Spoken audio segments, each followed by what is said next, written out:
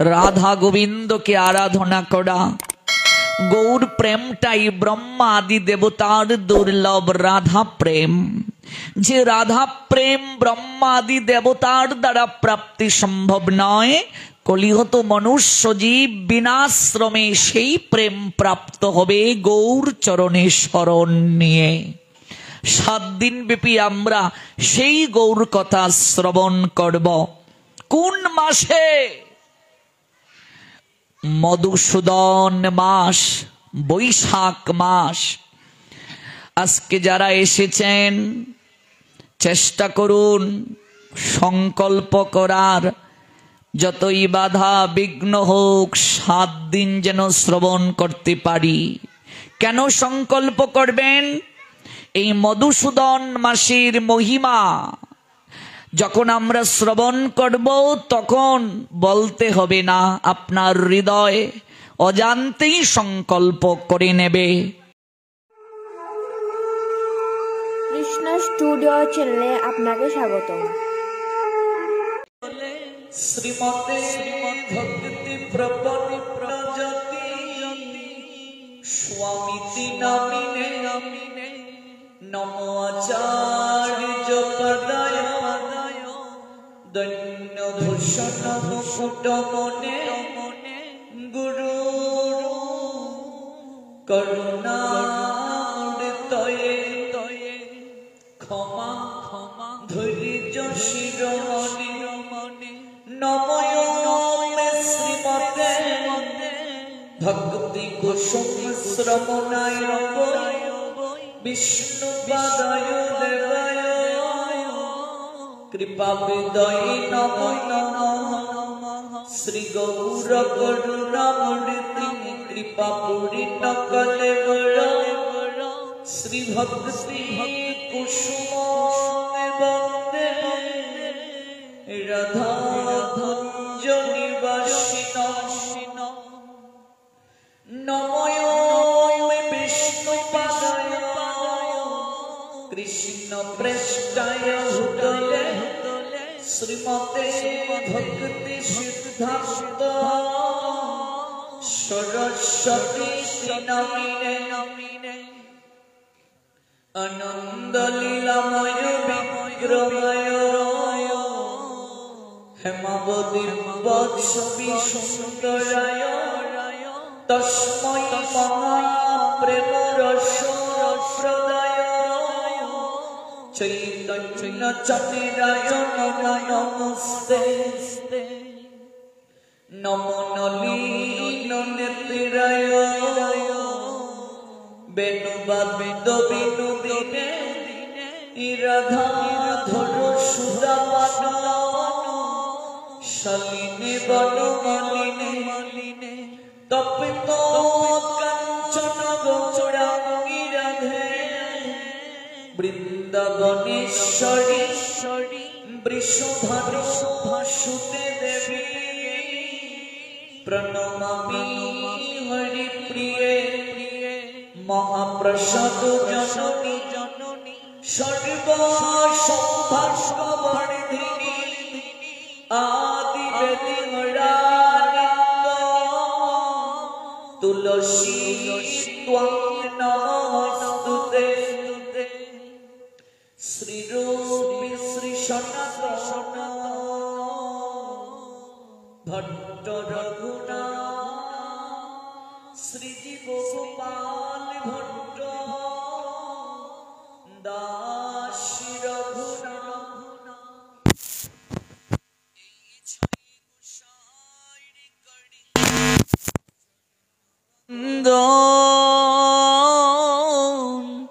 जहाँ होते विघ्न नाश अभीष्ट पुराण এই ছয় গোসাই যার মই তার দাস তার সবার পদরে নোমর পঞ্চগ্রাস তাদের চরণ সেবী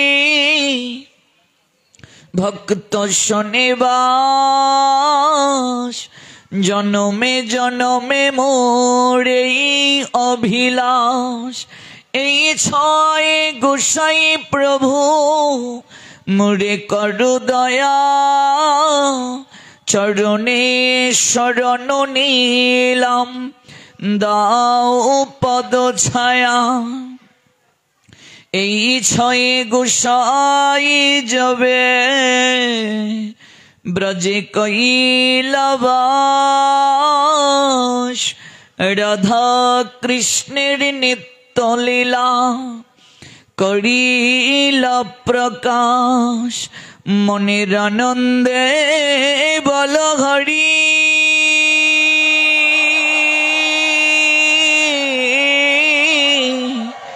ভজ বৃন্দাবন।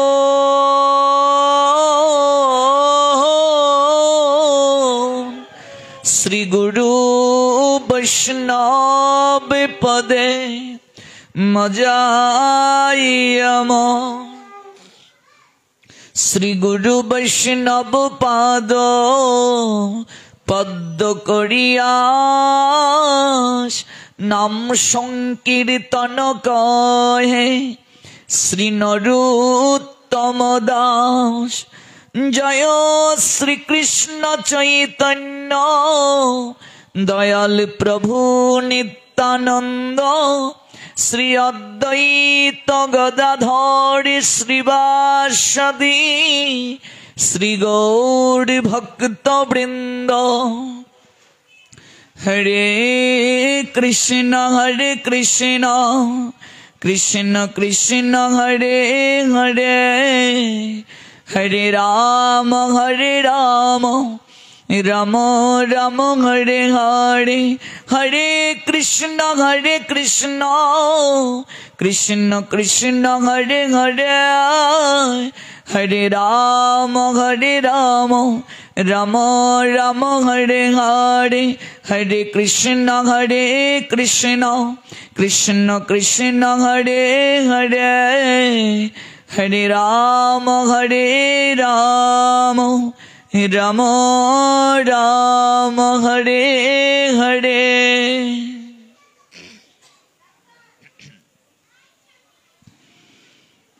কলিযুগ পাবন অবতারী পরম প্রেমময় প্রেম পুরুষোত্তম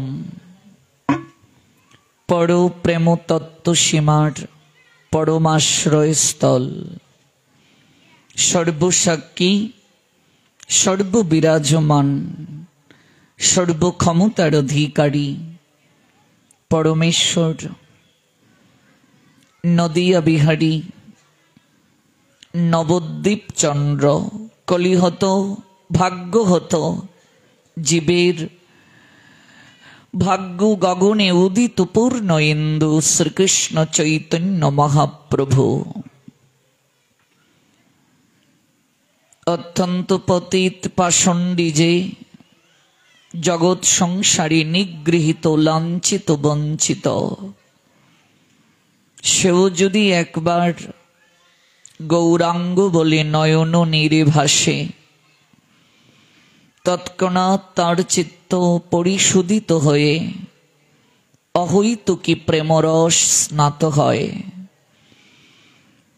যিনি কলিযুগে সর্ব আদরণীয় বন্ধনীয়, যার রাতুল আতুল রাঙ্গা চরণ একমাত্র কলিহত জীবের পরম পাথেয়, যার কৃপা করুণা ব্যতীত কলিহত জীবের কখনো নিঃশ্বাস নেওয়া পর্যন্ত সম্ভব নয়।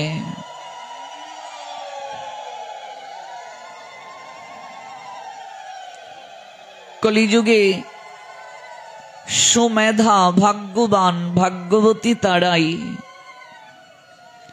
যারা সর্ব অবতারীর সারাতিসার শ্রীকৃষ্ণ চৈতন্য মহাপ্রভুর চরণ বন্দনা করে, তার আরাধনা করি, প্রার্থনা করে। কারণ তিনি কলিহত জীবের একমাত্র ত্রাণকর্তা, যিনি প্রতিশ্রুতিবদ্ধ হয়ে এসেছেন অস্ত্র ধারণ করবেন না, প্রাণে কাউকে মারবেন না, প্রেম দ্বারা জগৎ ভাসাবেন। কবিরাজ গোস্বামীপাদ কলম চালালেন, নামে প্রেমে মালাগাথি পরাইল জীবের গলে। নামার প্রেম দ্বারা মালা গেতে সংসারী জীবের গলে পরিয়ে দিলেন। তিনি সর্বাগ্রে বন্দনীয় হবেন না তো কে হবেন? তার কথা, তার অনুধ্যান, তার চরিতামৃত, তার আদর্শ কলিহত জীবের গ্রহণ করা আবশ্যক, সর্বাগ্রে প্রয়োজন। কিন্তু দুর্ভাগ্য হলেও সত্য, পরম সত্যের অমল উচ্চারণ কলিযুগে যিনি ত্রাণকর্তা, সর্ব অবতারের সারাতিসার, অবতারও সার প্রেম ভক্তি, মহারাজ নরোত্তম দাস ঠাকুর বললেন গুড়া অবতার। তার চরিতামৃত আস্বাদন, তাকে ভজন করার মনোরথ চিত্তে পূর্ণভাবে আনয়ন করা কলিহত জীবের মাঝে এই আগ্রহটা খুবই স্থবির, খুবই নিশ্চল। এক নাগারে গৌর কথামৃত, গৌর চরিতামৃত আস্বাদন, সেটিও আমাদের এই সমাজে খুবই কম পরিলক্ষিত হয়। কেন জানি এখনো আমরা গৌর হরির প্রতি একটা অনাদর পোষণ করে এসেছি। ব্রহ্মাদি দেবতার যে দুর্লভ প্রেম, সেই প্রেম অকাতরে যেচে যেচে সেদে সেদে যিনি জগৎ জীবকে দান করলেন, এহেন গৌর চরণ কেনা বন্দনা করে, কেনা জয়ধ্বনি, প্রেমধ্বনি, হরিধ্বনি গৌর নামে দিতে চায় না গো? কে আছে জগতে এমন পাষণ্ডী, পতিত পাষণ্ডী? গোড়া প্রাণী না মারিল কারে, হরিনাম দিয়া হৃদয় সুদিল যাছি গিয়া ঘরে ঘরে। ভববিরঞ্চির বাঞ্ছিত প্রেম জগতে ফেলিল ঢালি, কাঙ্গালে পাই খাইল নাচিয়ে হাতে দিয়া করতালি।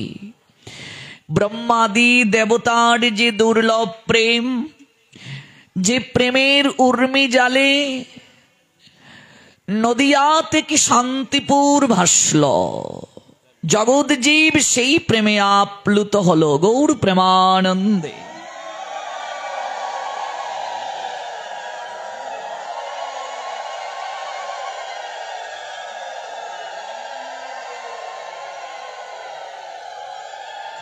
শান্তিপুর ডুবু ডুবু নদিয়া ভেসে যায়, শান্তিপুর থেকে নদিয়া ভাসল,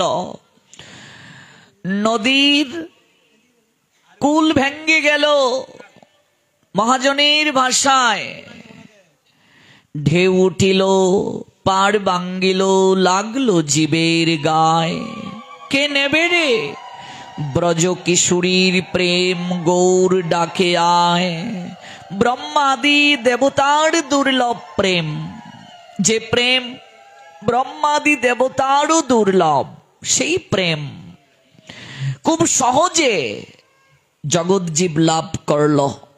যেছে যেছে সেদে সেদে দান করলেন। এই প্রেম অন্য কোনো যুগে প্রাপ্তি সম্ভব নয়।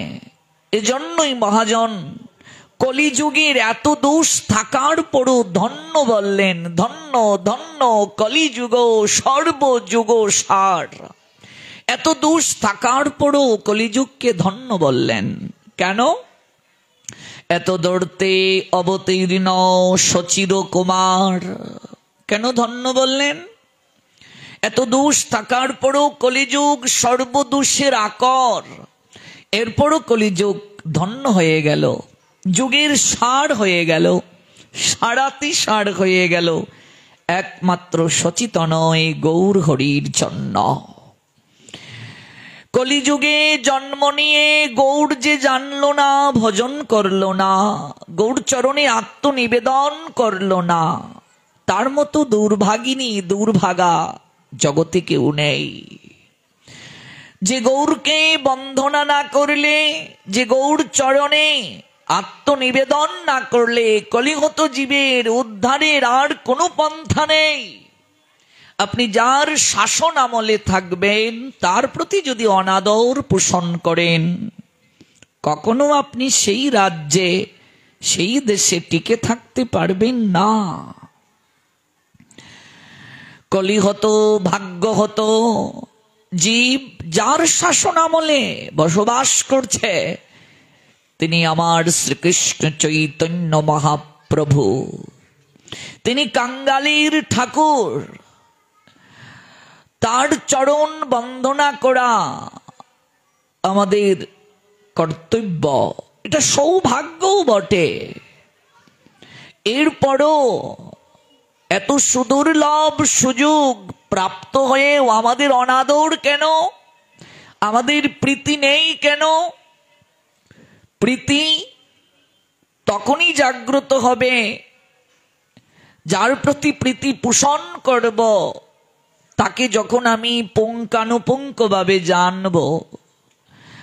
কারো সম্পর্কে আপনি কোনো কিছু জানলেনই না, কি করে তার প্রতি প্রীতি জাগবে? প্রীতি তখনই জাগ্রত হবে যাকে আপনি প্রীতি প্রদান করবেন, প্রীতি বিনিময় করবেন, তার সম্পর্কে যখন আপনি পুঙ্খানুপুঙ্খ রূপে জানবেন, তখনই প্রীতি জাগ্রত হবে, তখনই প্রেম উদিত হবে। আর সেই জানার জন্য, বুঝার জন্য একটি পরিবেশ প্রয়োজন। সেই পরিবেশটিকে শাস্ত্র বলছেন সঙ্গ। সঙ্গ কাকে বলে? আমরা কোথায় আছি, কোথায় যেতে চাই, এই দুটো শব্দের মাঝে যে অপূর্ব সেতু বন্ধন সৃষ্টি করে তাকে বলে সঙ্গ। সঙ্গকে আবার দুই ভাগে বিভক্ত করা হয়েছে। একটি সৎসঙ্গ, যাকে সাধু সঙ্গ বলা হয়, আর একটি অসৎ সঙ্গ। অসৎ সঙ্গ সম্পর্কে আমাদের পূর্বতন আচার্যবৃন্দ একটি সংজ্ঞা প্রদান করেছেন, একটা ধারণা দিয়েছেন আমাদেরকে। যে সঙ্গ মানুষকে মায়া মোহে আবদ্ধ করে, যে সঙ্গ মানুষকে স্বরূপ সম্পর্কে জ্ঞাত করে না, নিজের পরিচয়, নিজের অবস্থান, নিজের গন্তব্য পথ কোথায় সম্যকভাবে এই তত্ত্বকে জানায় না, অবগত করায় না, সেটি হলো অসৎ সঙ্গ। তাহলে সাধু সঙ্গ কি? যে স্থলে গেলে মানুষের চিত্তরূপ অর্ণবের সকল প্রকার উর্মিজাল সৃষ্টি হয়। চিত্তরূপ সাগরে উর্মিজাল সৃষ্টি হয়। উর্মিজাল মানে ঢেউ, চিত্তটা সাগর। উর্মিজাল মানে ঢেউ সৃষ্টি হয়। কিসের ঢেউ? পরম আনন্দের ঢেউ। যে সঙ্গে গেলে পরম আনন্দের ঢেউ সৃষ্টি হয় এবং সকল প্রকার আবর্জনা ধুয়ে মুছে নির্মল হয়ে যায়। যে স্থলে গেলে নিজের প্রকৃত স্বরূপ সম্পর্কে জ্ঞাত হওয়া যায়। আমি কে, কোথায় ছিলাম, কোথায় এলাম, যাব কোথায়, এই প্রশ্ন সম্পর্কে জ্ঞাত করে, এই জীবনের জিজ্ঞাসা সম্পর্কে চিত্তমাঝে উদ্ভাসিত হয়, অনুভূতির সঞ্চার হয়। সেই সঙ্গই সাধু সঙ্গ, যা নিত্য, যা শাশ্বত, যা অনাবিল। এই সঙ্গ প্রাপ্তির জন্য কত রাজা, কত মহারাজা নিজের রাজ সিংহাসন পর্যন্ত জলাঞ্জলি দিয়েছেন। সনাতন গোস্বামীপাদ সরগোস্বামীপাদের অন্যতম।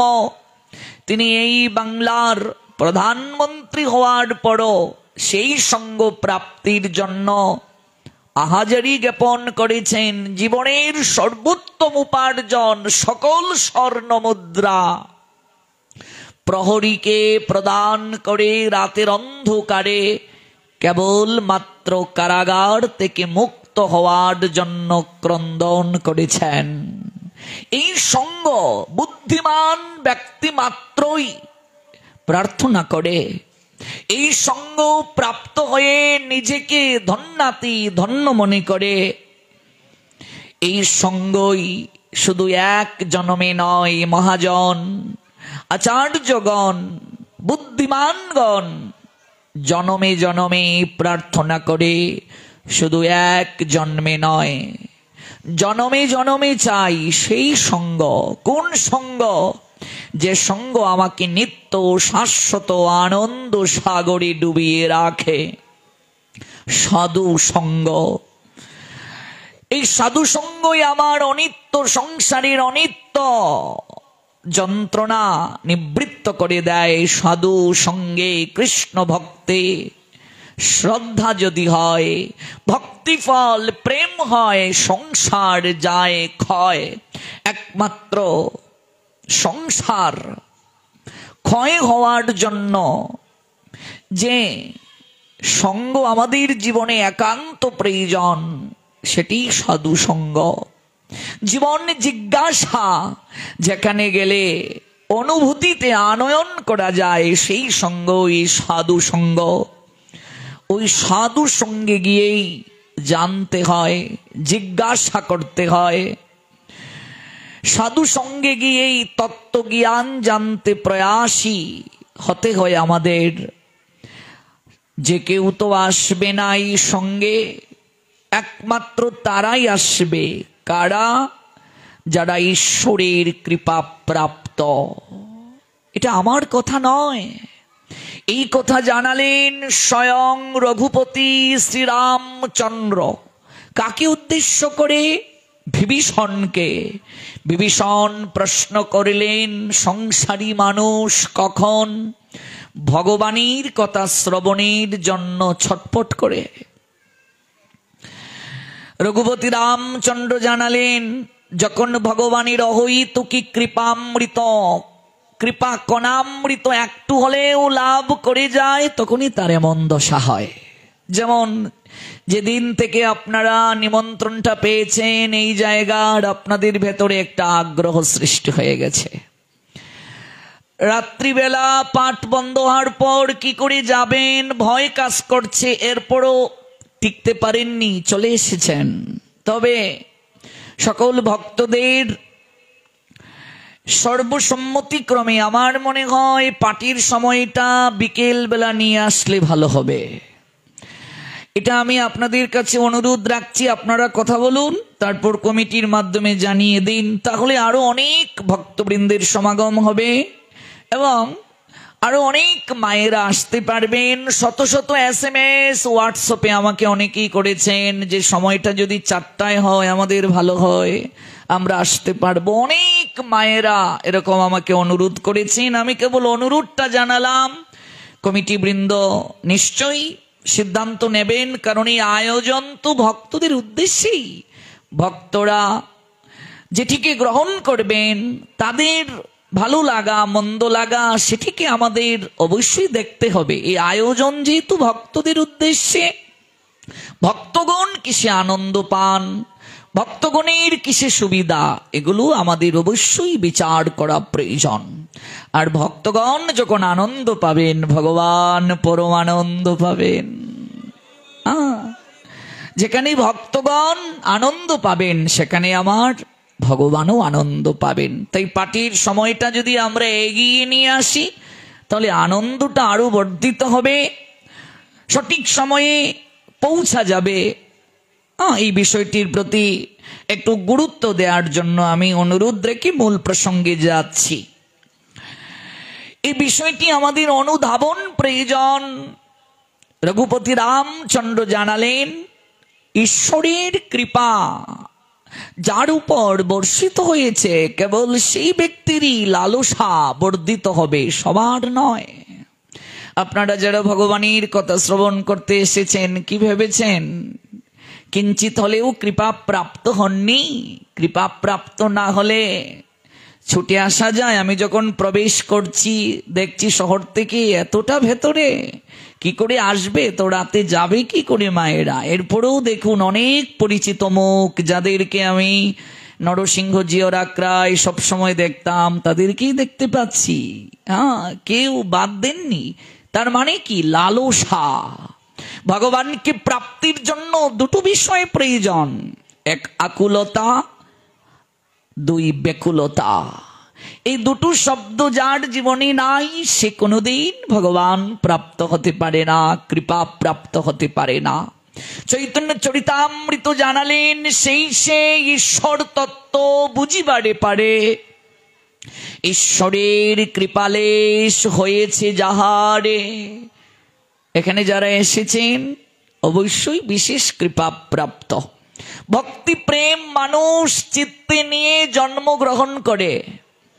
ভক্তিহীন কেউ নয়, প্রীতিহীন কেউ নয়। প্রত্যেকের চিত্তেই ভক্তি আছে, প্রত্যেকের চিত্তেই প্রেম আছে। মনুষ্য জীবন যখন আপনি প্রাপ্ত হবেন, আপনি ভক্তি নিয়েই জন্ম গ্রহণ করেছেন, এটাই ভাগবত সিদ্ধান্ত দিলেন। তাহলে ভক্তিটা প্রকাশ পায় না কেন? ডক্টর মহানামৃত ব্রহ্মচারীর ভাষায় বলি, জিহ্বায় যদি কেউ কলা পাতা বিছিয়ে মিশ্রি খণ্ড দেয়, কখনো তার মিষ্টি অনুভব করতে পারবে না। কেন পারবে না? একটা আবরণ রয়েছে। আবরণটা যখন সরিয়ে নেবে তখন আপনি মিশ্রি খণ্ডটা অনুভব করতে পারবেন। এটা যে মিঠা এটা অনুভব হবে। মায়ার আবরণ পতিত হয়ে আছে, ভক্তিটাকে ঢেকে আছে, যার কারণে আমরা এটি অনুভব করতে পারছি না। একটা পর্দা, আবরণ, একটা পর্দা আমাদের সামনে উঠছে, মায়ার পর্দা, মায়ার আবরণ। এটিকে একটু সরিয়ে দিতে হবে। কার কৃপায়? সাধু কৃপা। সাধু কৃপা ব্যতীত এটি সম্ভব নয়। সাধু কৃপা দ্বারাই সম্ভব। এত গভীরে যাওয়ার প্রয়োজন নেই। যারা কোনোদিন ভাগবতে আসতেন না তারাও তো এখন আসেন, কৃপা হয়েছে বলেই। কেন? সাধু কৃপা, কৃপার দ্বারাই সম্ভব। কৃপা না হলে কখনো সম্ভব নয়। কৃপা কাকে বলে? কাজ করে পাওয়া। আমায় কৃপা করবেন, এভাবে কৃপা হবে না। কৃপা শব্দের অর্থ কাজ করে পাওয়া। কাজ না করলে কৃপা হবে না। গৃহে বসে হবে, শাস্ত্র বললেন না, কোনোদিন সম্ভব নয়। একাকী আমার নাহি পায় বল, হরিনাম সংকীর্তনে সম্ভব নয়। অনেক স্বামীগণ বলেন ধর্মকর্ম করো ভালো, ঘরে বসে করো, এত দূর যাওয়ার দরকার কি? সাধু সঙ্গে কেন যাবে? ঘরে বসে করো। না, ঘরে বসে হবে না, সম্ভব নয়। একাকী আমার নাহি পায় বল, হরিনাম সংকীর্তনে। মহাজন যেখানে বলে দিলেন একা সম্ভব নয়। Ideal brain is Devil's workshop, সম্ভব নয়। তুমি কৃপা করি শ্রদ্ধা বিন্দু দিয়া দেহ কৃষ্ণ নাম ধনে। সাধুর নিকটে প্রার্থনা করছেন, একাকী সম্ভব নয়। সাধু সঙ্গে কেন যাব? যাওয়ার প্রয়োজনটা কি? সেখানে মহাজন প্রার্থনায় বলছেন, 6 ব্যাগ দমি 6 দুশো সুদি, 6 গুণ দেহ দাসে, 6 সৎসঙ্গ দেহ হে আমারে, বসেছি সঙ্গেরও আসে। 6 ব্যাগ দমি, 6টি ব্যাগ কি? বাক্যের ব্যাগ, ক্রোধের ব্যাগ, মনের ব্যাগ, জিহ্বার ব্যাগ, উদরের ব্যাগ, উপস্থের ব্যাগ। যে অত্যন্ত ক্রোধী ছিল, হরিকথা শুনতে শুনতে দেখবে এক সময় তার ক্রোধ কমে গেছে। যার জিহ্বার লালসা ছিল, কখনো তামসিক আহার ছাড়া বুঝতো না, হরিকথা শুনতে শুনতে দেখবে একদিন তার এগুলো আর খেতে ভালো লাগে না। আপনা থেকেই, জোর করতে হবে না। আপনি শুনতে থাকুন। যে মদ খেত, গাঁজা খেত, হরিকথা সাধু সঙ্গ করতে করতে শ্রবণ মনন কীর্তনের দ্বারা দেখবে একদিন আর এগুলো ভালো লাগবে না, সম্ভব নয়। এটি তো কৃপা। মনের ব্যাগ, ক্রোধের ব্যাগ, জিহ্বার ব্যাগ, উদরের ব্যাগ, উপস্থের ব্যাগ, এই ব্যাগগুলো ধীরে ধীরে দমন করার প্রয়াস বাসনা। 6 ব্যাগ দমি, 6 দোষ শুধি, 6টি দোষ কি কি? অত্ত আহার, রূপ গোস্বামী পাদ এগুলো বলছেন উপদেশ অমৃত গ্রন্থে। জড় বিষয়ে প্রয়াস, প্রজল্প, অসৎ নিয়ম আগ্রহ, অসৎ জনসঙ্গ, চঞ্চলতা, এগুলো দোষ। 6 দোষ শুধি। এই দোষগুলোকে শোধন করব, এই জন্যই তো ছুটে আসা, বসেছি সঙ্গেরও আসে। কি প্রাপ্ত হব? অভিলাষটা কি আমার? প্রাপ্ত হওয়ার অভিলাষ বলছেন 6 গুণ দেহ দাসে। 6টি গুণ কি কি? ভজনে যেন উৎসাহ আসে, ভক্তিতে যেন দৃঢ়তা আসে, ভজনে যেন ধৈর্য আসে। 4 কি? ভক্তির অনুকূল কর্মে যেন প্রবৃত্তি আসে। 5 কি? অসৎ সঙ্গ যেন ত্যাগ করতে পারি। 6 ভক্তিতে যেন সদাচার আসে। 6 গুণ দেহ দাসে। এরপর কি বললেন? 6 সৎসঙ্গ দেহ হে আমারে। 6টি সৎসঙ্গ কি কি? শুদ্ধ ভক্তকে যেন দান করতে পারি। দান সবাইকে নয়, যে কাউকে দান করার কথা শাস্ত্র বলেনি। সৎ পাত্রে দান করো, যে কাউকে দান করলে কৃপা হবে না। শুদ্ধ ভক্তকে দানের কথা রূপ গোস্বামী পাদ বলছেন উপদেশ অমৃতে। তারপর কি? প্রতিগ্রহ, শুধু দান গ্রহণ করবেন, প্রতিদানে যদি কিছু না দেন তাহলেও অপরাধ হবে। এজন্যই তো আমরা দেখবেন পাঠ শ্রবণের পরও আমরা সামর্থ্য অনুযায়ী দক্ষিণা দিয়ে যাই। ভাগবত পাঠ শ্রবণের পরও সাধু সেবা করতে একজন গিয়েছেন, তিনিও গৃহকর্তার মঙ্গলের জন্য হরিনাম করেন। এটা তার দায়িত্ব, নইলে তারও ভজন নষ্ট হয়ে যাবে। আপনি কিছু গ্রহণ করছেন, ঋণী হয়ে গেলেন তার কাছে। দানের পর প্রতিগ্রহ, প্রতিদান দিতে হবে। কখনো বিনামূল্যে বিনাশ্রমে কারো কাছ থেকে কিছু নেবে না, প্রতিগ্রহ প্রয়োজন। তারপর কি? ভজন কথা শ্রবণ, এগুলো সৎ সঙ্গের অংশ। 6 সৎ সঙ্গ দেহ হে আমারে। 4 কি? আলাপন। কিসের আলাপন? যে আলাপন আমার জীবনকে ঊর্ধ্ব স্তরে নিয়ে যাবে, সেই আলাপনের আগ্রহ যেন আসে। 5 কি? মহাপ্রসাদ গ্রহণ। 6 কি? ভোজন করব, ভোজন দান করব। 6 সৎসঙ্গ দেহ হে আমারে। বসেছি সঙ্গের আসে, বসেছি এই কৃপায়। কেন বসলাম? কারণ সাধুর নিকট থেকে এগুলো প্রাপ্তি সম্ভব, বৈষ্ণবের নিকট থেকে এগুলো প্রাপ্তি সম্ভব। বৈষ্ণব সঙ্গীতে মন আনন্দিত অনুক্ষণ, সদা হয় কৃষ্ণ প্রসঙ্গ। বৈষ্ণবের নৈকট্যে এই প্রাপ্তি সম্ভব। কেন? এজন্যই সম্ভব, কৃষ্ণ সে তোমার, কৃষ্ণ দিতে পারো, সে শক্তি তোমারও আছে, এজন্যই সম্ভব। আমি কেন এলাম? আমি তো কাঙ্গাল, কৃষ্ণ কৃষ্ণ বলে ধাই তব পাছে পাছে।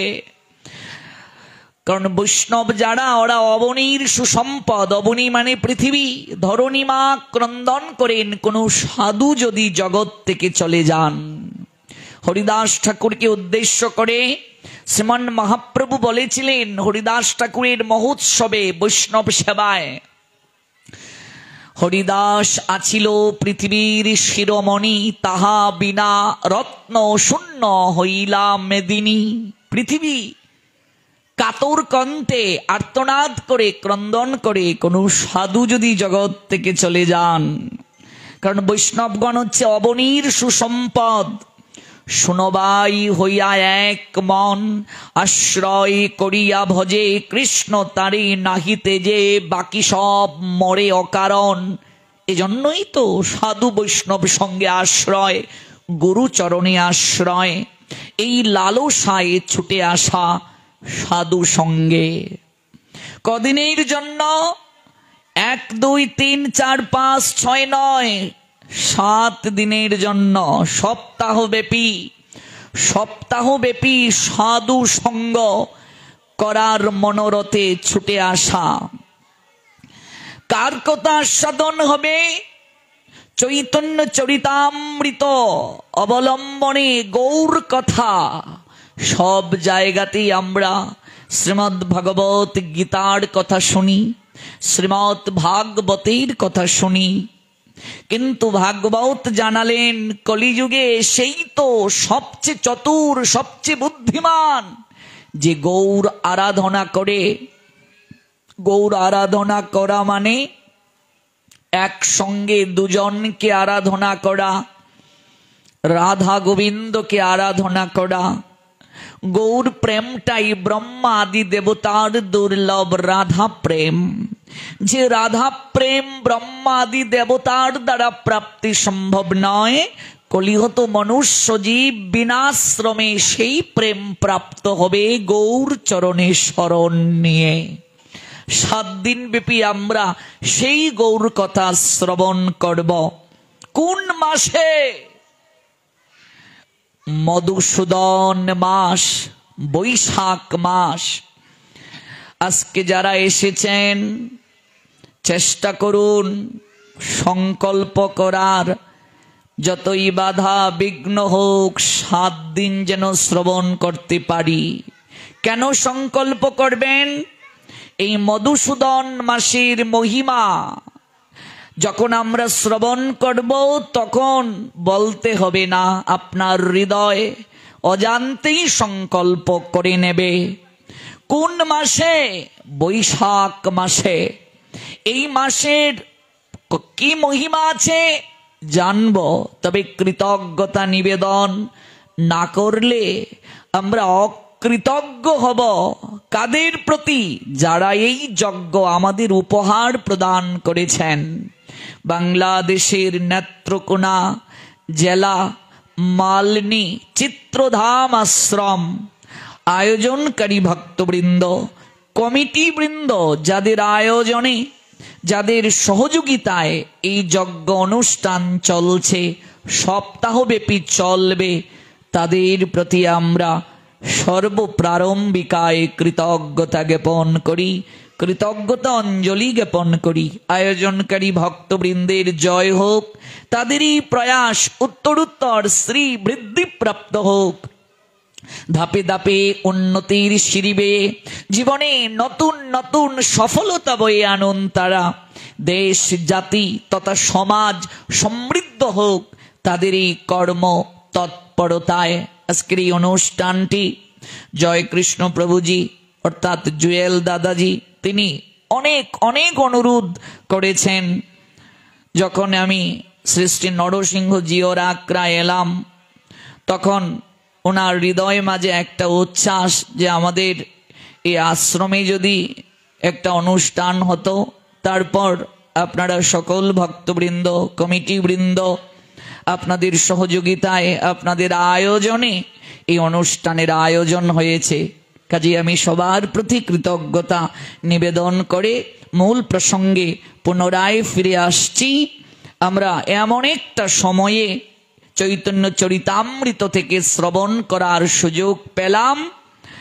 বৈশাখ মাস, যাকে আমাদের বৈষ্ণবীয় শাস্ত্র মধুসূদন মাস বলে আখ্যায়িত করেছেন। এই মাসের মহিমা কি মনে রাখবেন? এই যে 12টি মাস রয়েছে বাংলায়, বৈশাখ, জ্যৈষ্ঠ, আষাঢ়, শ্রাবণ, ভাদ্র, আশ্বিন, কার্তিক, অগ্রহায়ণ, পৌষ, মাঘ, ফাল্গুন, চৈত্র, এগুলো নক্ষত্রের নামানুসারে সনাতনী হিন্দুদের নক্ষত্রের নামানুসারে এগুলো। 7টি যে বার, শনিবার শনিদেবের নামানুসারে, রবিবার রবি দেবতার নামানুসারে অর্থাৎ সূর্যদেবের নামানুসারে, সোমবার সোম দেবতার নামে, মঙ্গলবার মঙ্গল দেবতার নামে, বুধবার বুধ দেবতার নামে, বৃহস্পতিবার দেবতাদের গুরুদেব বৃহস্পতির নামানুসারে, শুক্রবার অসুরদের গুরু শুক্রাচার্যের নামানুসারে। এই যে 12টি বাংলা মাস রয়েছে, এই 12টি মাসকে আমাদের বৈষ্ণবীয় শাস্ত্র ভগবানের 12টি নাম দ্বারা আখ্যায়িত করেছেন। জীব গোস্বামী পাদ হরিনামামৃত ব্যাকরণ রচনা করেছেন। সেখানে দেখবেন তিনি সকল ক্ষেত্রেই যত ব্যাকরণের সূত্র সেগুলো তিনি ভগবান কেন্দ্রিক করেছেন, ভগবানের নামানুসারে এগুলো করেছেন। কারণ কি? তার কারণটা এগুলোর দ্বারাও যেন নাম আবাস হয়। আমরা নাম আবাসের ব্যাখ্যা ইতিপূর্বে জেনেছি এবং বহু অনুষ্ঠানে আমি আপনাদেরকে অনুরোধ করেছি যে আপনারা আপনাদের সন্তানদিগের নাম ভগবানের নামে রাখবেন, তাতেও আপনার মঙ্গল হবে। যারা কোনোদিন তাতে তার মঙ্গল হবে। আমাদের পূর্বতন আচার্য বৃন্দের উদ্দেশ্য ছিল যে সকল ক্ষেত্রে যখন আমরা ভগবানকে একীভূত করব তাহলেই মঙ্গল হবে। এই জন্য 12টি বাংলা মাসকে ভগবানের নাম দ্বারা আখ্যায়িত করা হয়েছে, জগৎ জীবের কল্যাণের জন্য, নাম আবাসের জন্য। বৈশাখকে বলা হয় মধুসূদন মাস, তেমনি ভাবে জ্যৈষ্ঠ মাসকে বৈষ্ণবীয় শাস্ত্র বলে ত্রিবিক্রম মাস, ভগবানের একটা নাম ত্রিবিক্রম। আষাঢ় মাসকে বলা হয় বামন মাস, ভগবান বামনের নামানুসারে। শ্রাবণ মাসকে বলা হয় শ্রীধর মাস। ভাদ্র মাসকে বলা হয় ঋষিকেশ মাস, ভগবান ঋষিকেশের নামানুসারে। ঋষিকেশ ভগবান কৃষ্ণেরই একটি নাম, যিনি সকল ইন্দ্রিয়কে সংযত করতে পেরেছেন, তিনি ঋষিকেশ। আশ্বিন মাস ভগবান পদ্মনাভের নামানুসারে, ভগবান শ্রীবিষ্ণুর একটা নাম পদ্মনাভ। শয়নে পদ্মনাভ উচ্চারণ করে শয়নে যেতে হয়। আমরা ঘুমাতে গেলাম, যখন ওম শ্রী পদ্মনাভায় নম 3 বার বলে শয়ন করব। ঘুমের গুড়ে যদি মরেও যাই, এই যে ভগবানের নাম নিয়ে শয়ন করলাম, যমদূতেরা আপনাকে স্পর্শ করতে পারবে না। আপনার এই বিছানাটা বন্ধন হয়ে গেল। এই জন্য ভগবান পদ্মনাভ কৃপা করে শয়নে আমাদেরকে, আমরা শয়নে যাই কিন্তু তিনি জাগ্রত থাকেন আমাদের কল্যাণের জন্য, মঙ্গলের জন্য। আপনি তাকে তো দায়িত্ব দিয়ে দিলেন, আপনি তাকে দায়িত্ব অর্পণ করে ঘুমিয়ে গেলেন। চিন্তা করুন বিষয়টি আমি বুঝাতে পেরেছি কিনা। আপনি একজনকে দায়িত্ব দিয়ে ঘুমিয়ে গেলেন, যাকে দায়িত্ব দিলেন তিনি কিন্তু জেগে আছেন আপনার কল্যাণের জন্য। এই জন্য ওম শ্রী পদ্মনাভায় নম। এই পদ্মনাভ কোন মাসকে বলা হয়? এই পদ্মনাভ বলা হয় আশ্বিন মাসকে। কার্তিক মাসকে বলা হয় দামোদর, আমরা ভালো করেই জানি দামোদর মাসের কথা। আর অগ্রহায়ণ মাস, মাসের মাঝে গীতায় ভগবান বলছেন আমি অগ্রহায়ণ। এই অগ্রহায়ণ মাসকে বলা হয় কেশব মাস, ভগবান কেশবের নামানুসারে অগ্রহায়ণ মাস। পৌষ মাস, পৌষকে বলা হয় নারায়ণ মাস, ভগবান নারায়ণের নামানুসারে। তারপর মাঘ, বাংলা 12 মাসের মাঝে 10 নম্বর মাস। মাঘ মাসকে বলা হয় মাধব মাস। ফাল্গুন, ফাল্গুন মাসকে বলা হয় গোবিন্দ, গোবিন্দ মাস। আর চৈত্র, চৈত্র মাসকে বলা হয় বিষ্ণু। এই হলো 12 মাস। এই 12 মাসের মাঝে 3টি মাস ভজনের দিক থেকে, কৃপা প্রদান করার দিক থেকে সর্বশ্রেষ্ঠ। কোথায় আছে? স্কন্ধ পুরাণ। আর আছে কোথায়? পদ্ম পুরাণ। এই দুটো পুরাণ থেকে আজকে আমরা বৈশাখ মাসের মহিমা শ্রবণ করব।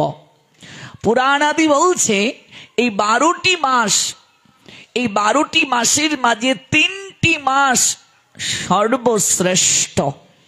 এবার স্কন্দ পুরাণ বলছেন জননীর প্রত্যেক সন্তানই তার কাছে শ্রেষ্ঠ। আছে কি নেই? কোনো মা কোনো সন্তানকে একজনের থেকে আরেকজনকে বেশি ভালোবাসে না। প্রত্যেক সন্তানকে পৃথিবীতে আনয়নের ক্ষেত্রে মায়ের সমকষ্ট। তবে যে সন্তান মায়ের কথা মেনে চলে, সদাচার জীবন পালন করে, এমন কোনো কার্য করে না যে কার্যে মা কষ্ট পান, সর্বদিক থেকে আনুগত্যশীল, সেই সন্তানের প্রতি মায়ের একটু সুদৃষ্টি থাকে। এটি কিন্তু মায়ের কখনো দ্বিচারিতা নয়, এটি কিন্তু মায়ের কখনো অন্য দৃষ্টিতে দেখা নয়। সেই সন্তান অর্জন করে নিয়েছে মায়ের নিকট থেকে তার আচরণের মাধ্যমে এই স্নেহটা। জননীর নিকটে সব সন্তানই সমান, কিন্তু যে সন্তান, মনে রাখবে, শারীরিক দিক থেকে বিকলাঙ্গ, অনুভূতি প্রকাশের ক্ষেত্রে সম্পূর্ণ নয়, সেই সন্তানের প্রতিও মায়ের একটু অতিরিক্ত নজর থাকে। আপনার একটি সন্তান কথা বলতে পারে না, দুর্গাপূজায় আপনি হাটে যাবেন বস্ত্র কেনার জন্য, আপনার বাকি সন্তানেরা এসে জানাচ্ছে মা আমার জন্য এরকম জামা নিয়ে আসবে, এই রং, এরকম না আনলে কিন্তু আমি পরবো না। এক একজনে এক এক কথা বলছে। যে সন্তানটা কথা বলতে পারে না তার দিকে মা তাকিয়ে আছে, ও কিছুই বলছে না। হাটে যখন যাবে বস্ত্র কেনার জন্য মায়ের সর্বপ্রথম ওই সন্তানটার কথাই মনে হবে। যে সন্তানটা তাকে কিছু বলতে পারেনি, প্রকাশ করতে পারেনি, তার প্রতি মায়ের সুদৃষ্টিটা বেশি। কিংবা যে সন্তান শারীরিক দিক থেকে দুর্বল, কোনো পরিশ্রম করতে পারে না, মা বাবা দেহ রাখার আগে ওই সন্তানটার কথা চিন্তা করে যান, একটা কিছু দিয়ে যান এক্সট্রা ভাবে, যে আমার এই সন্তানদের তো সামর্থ্য আছে, সর্বদিক থেকে ওরা যোগ্য, কিন্তু ও কি করে চলবে আমি চলে যাওয়ার পর, এই সন্তানের প্রতি তার একটা আলাদা সুদৃষ্টি থাকে। ওকে যদি আমি একটা ব্যবস্থা করে যাই আমি শান্তিতে মরতে পারবো। এটা কিন্তু মায়ের কখনো দ্বিচারিতা নয়, এটি মায়ের যে বাৎসল্য প্রদান, সেই বাৎসল্য প্রদানের ক্ষেত্রে আমরা দ্বিচারী মনোভাব বলতে পারবো না। জননীর প্রত্যেক সন্তানের প্রতি সুদৃষ্টি আছে, প্রত্যেক সন্তানই তার কাছে শ্রেষ্ঠ। তেমনি ভাবে ভগবানের যত নাম আছে সকল নামই শ্রেষ্ঠ। ভালো করে লক্ষ্য করবেন, কথাগুলো কিন্তু অত্যন্ত মর্মস্পর্শী, কথাগুলো অনেক তাত্ত্বিক। একটু যদি আমরা শ্রদ্ধা সহকারে শুনি আমরা অনুভব করতে পারবো। ভগবানের প্রত্যেক নামই শ্রেষ্ঠ। অনন্ত কৃষ্ণের নাম অনন্ত মহিমা, এই মহিমা দেবগণ কখনো পরিসীমায় আনতে পারেননি। অনন্ত ভগবানের নাম, অনন্ত মহিমা। এরপরও পুরাণাদি শাস্ত্র 3টি মাসকে সর্বশ্রেষ্ঠ বলেছেন। কাদের জন্য? কৃপা প্রদানের ক্ষেত্রে ভগবানের সেই সকল সন্তানদের জন্য যারা ভজনে সমর্থ নয়। ভালো করে লক্ষ্য করবেন, যারা অসমর্থ, যারা অযোগ্য, যাদের সামর্থ্য নেই 12 মাস ভজন করার, 12 মাস ভগবানের আইন প্রতিপালন করার সামর্থ্য যাদের নেই, যারা শরীরগত দিক থেকে সংযম থাকতে অপারগ, যারা ভগবানের আইনকে প্রতিপালন করতে অসমর্থ, সেই সকল সন্তানেরাও শাস্তি পাবে। পরম পিতা ভগবান সেটি কি করে মানবেন? তিনি তো পিতা, জগতের পিতা কৃষ্ণ জেনা বজে বাপ, পিতৃদ্রোহী পাতকিসে, জন্মে জন্মে পায় তাপ। আপনার সন্তান অবাধ্য, আপনি তাকে গালমন্দ করেছেন, এই তোর মুখ আমি দেখতে চাই না, যা বের হয়ে যা। আপনি অনেক গালমন্দ করেছেন, চুপি চুপি আপনার স্বামীর অন্তরালে আবার তাকে ডেকে এনেছেন, আয় আয় খেয়ে যা তোর বাবা নেই, খেয়ে যা। মানে আপনি গালমন্দ করেছেন, কিন্তু স্নেহ থেকে বঞ্চিত করতে পারছেন না। আপনি মা, আপনি বাবা, স্নেহ বাৎসল্য এটা আপনার স্বভাবজাত ধর্ম। সন্তান এমন অনেক আচরণ করে যা পিতার জন্য অসম্মানের। বাধ্য হয়ে অনেক পিতা দেখবেন তাকে ত্যায্য পর্যন্ত করে দেয়, একেবারে অপারগ যখন হয় ত্যায্য করে। এরপরও দেখবে রক্তের টান্ত, স্নেহের টান্ত, স্নেহ থেকে বঞ্চিত করতে পারে না, সম্পত্তি থেকে বঞ্চিত করে কষ্ট পেয়ে ত্যায্য করে, স্নেহ থেকে বঞ্চিত করতে পারে না। মায়ের যে নারীর টান, হৃদয়ের যে আকুলতা, ভেতরের যে আবেগ, এটি থেকে বঞ্চিত করতে পারে না। ভগবান প্রতিজ্ঞা করে এসেছেন, আমি জীব উদ্ধারিব, জীব উদ্ধারিতে আমার এই অবতার। আচ্ছা, কোন জীব উদ্ধারিবেন? এখানে কি ভগবান প্রতিজ্ঞা করেছেন যে ভালো জীব উদ্ধার করব, মন্দ জীবকে উদ্ধার করব না? এটা কিন্তু বলেননি। বলছেন জীব উদ্ধারিতে মোর এই অবতার, আমি জীবকে উদ্ধার করব, আমি আমার সন্তানকে উদ্ধার করব। কিন্তু সন্তানও তো দুই প্রকার, সুসন্তান, কুসন্তান। এমন তো ভগবান বলেননি সুসন্তানকে কেবল উদ্ধার করব, কুসন্তানকে উদ্ধার করব না। এটি তো ভগবান বলেননি। বিদ্যাপতি প্রশ্ন করেছিলেন ভগবানের নৈকট্যে, তুমি কৃপা করতে বাধ্য। বলছে তুমি আমাকে এমন করে বলছো? হ্যাঁ, কৃপা করতে বাধ্য তুমি। এজন্যই বলছি, তুমি প্রতিজ্ঞা করেছো তোমার স্বভাব জীব উদ্ধার করা, কিন্তু তুমি তো বলনি কোন জীবকে উদ্ধার করবে। যে তোমার আইন মানবে তাকে উদ্ধার করবে, যে আইন মানবে না তাকে উদ্ধার করবে না, এটা তো তুমি বলনি। তুমি বলেছো জীব উদ্ধারিতে মোর এই অবতার। কথার মার পেছে বিদ্যাপতি ভগবানকে আটকালেন।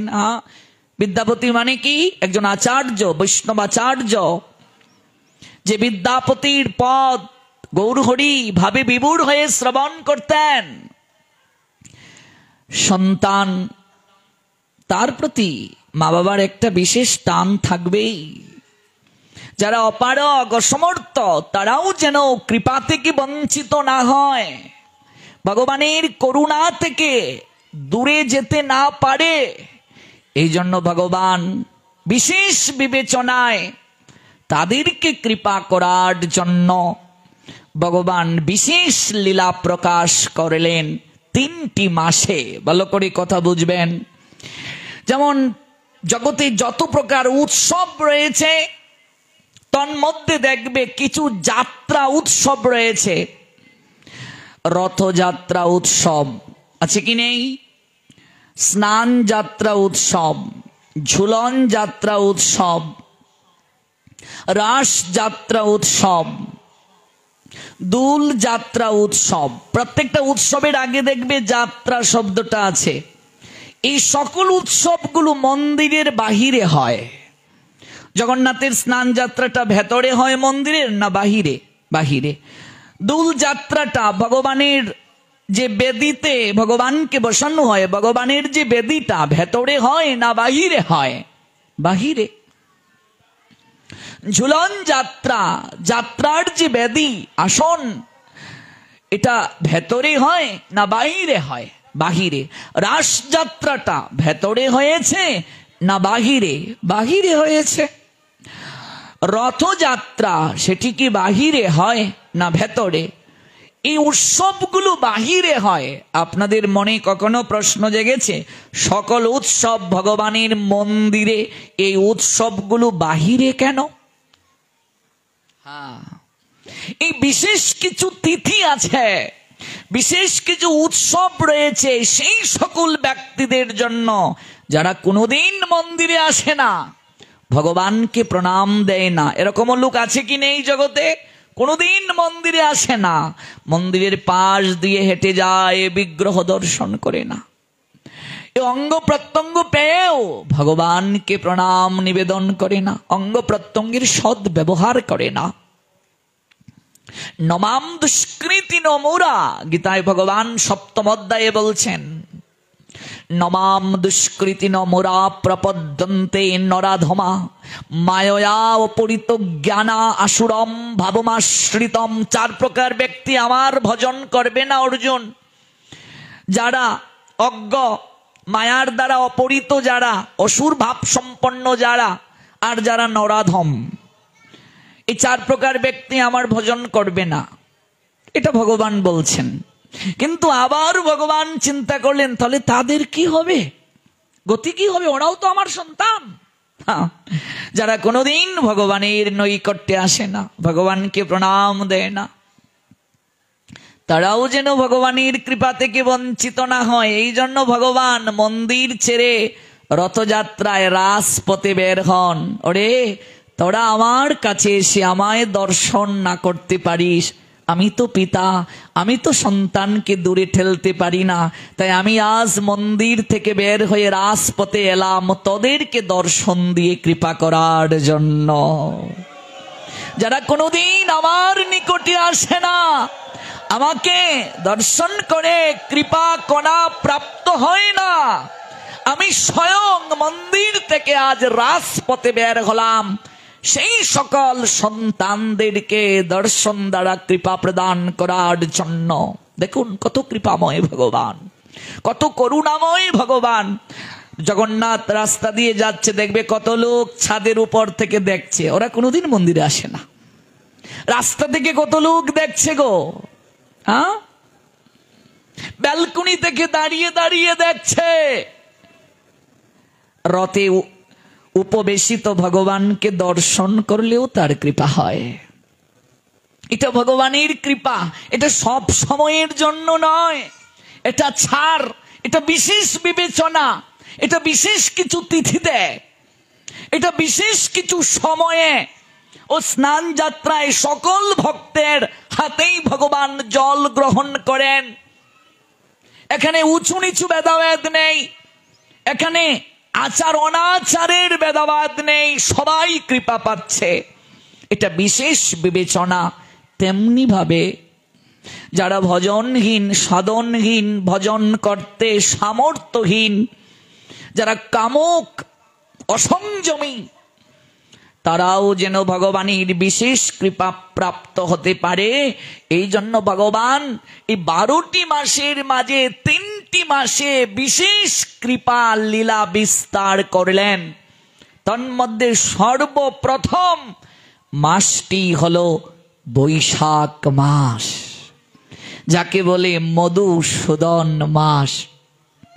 গৌর প্রেমানন্দে, যে মাস থেকে পৃথিবীর সৃজন হলো, অক্ষয় তৃতীয়া তিথি বৈশাখ মাস, যে মাসে ভগবান নরসিংহ রূপে আবির্ভূত হলেন,